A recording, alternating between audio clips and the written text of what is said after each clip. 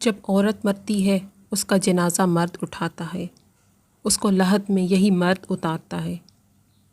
پیدائش پر یہی مرد اس کے کان میں اذان دیتا ہے، باپ کے روپ میں سینے سے لگاتا ہے، بھائی کے روپ میں تحفظ فراہم کرتا ہے اور شوہر کے روپ میں محبت دیتا ہے، بیٹے کی صورت میں اس کے قدموں میں اپنے لیے جنت تلاش کرتا ہے، واقعی بہت ہوس کی نگاہ سے دیکھتا ہے۔ ہوس بڑھتے بڑھتے اماں ہاجرہ کی سنت پر عمل کرتے ہوئے صفا و مروہ کے درمیان سعی تک لے جاتی ہے۔ اسی عورت کی پکار پر سندھ آپ پہنچتا ہے، اسی عورت کی خاطر اندلس فتح کرتا ہے اور اسی ہوس کی خاطر 80% مقتولین عورت کی عصمت کی حفاظت کی خاطر موت کی نیند سو جاتے ہیں۔ واقعی مرد ہوس کا پجاری ہے۔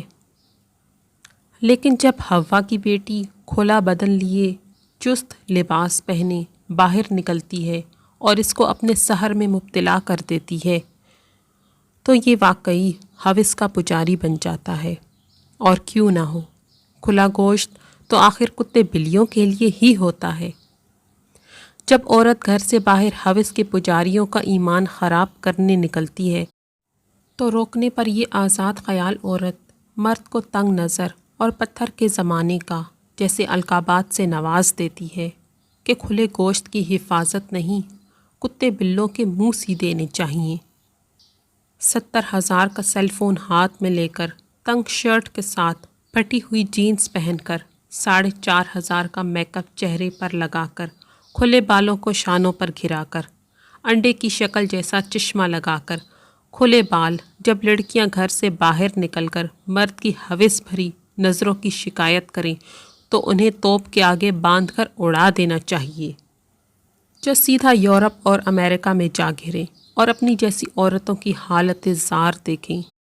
سنبھال اے بنت حوا اپنے شوخ مزاج کو، ہم نے سرے بازار حسن کو نیلام ہوتے دیکھا ہے۔ بانو قدسیہ کہتی ہیں، میں نے مرد کی بے بسی تب محسوس کی جب میرے والد کینسر سے جنگ لڑ رہے تھے اور انہیں صحت یاب ہونے سے زیادہ اس بات کی فکر تھی کہ جو کچھ انہوں نے اپنے بچوں کے لیے بچایا تھا وہ ان کی بیماری پر خرچ ہو رہا ہے، اور ان کے بعد ہمارا کیا ہوگا۔ بانو قدسیہ کہتی ہیں، میں نے مرد کی قربانی تب دیکھی جب ایک بازار عید کی شاپنگ کرنے گئی اور ایک فیملی کو دیکھا جن کے ہاتھوں میں شاپنگ بیگز کا ڈھیر تھا اور بیوی شوہر سے کہہ رہی تھی کہ میری اور بچوں کی خریداری مکمل ہو گئی ہے،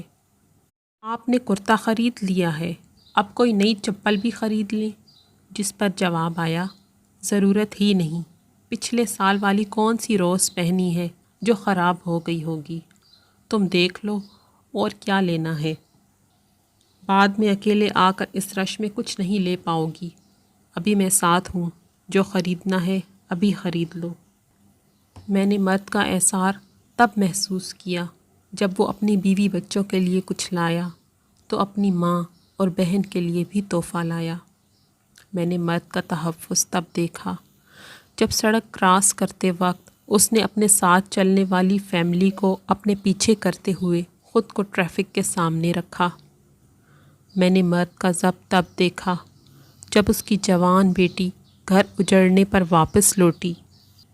تو اس نے غم کو چھپاتے ہوئے بیٹی کو سینے سے لگایا اور کہا کہ ابھی میں زندہ ہوں، لیکن اس کی کھینچتی ہوئی کنپٹنیاں اور سرخ ہوتی ہوئی آنکھیں بتا رہی تھیں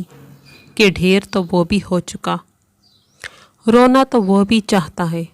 لیکن یہ جملہ کہ مرد کبھی روتا نہیں ہے اسے رونے نہیں دے گا۔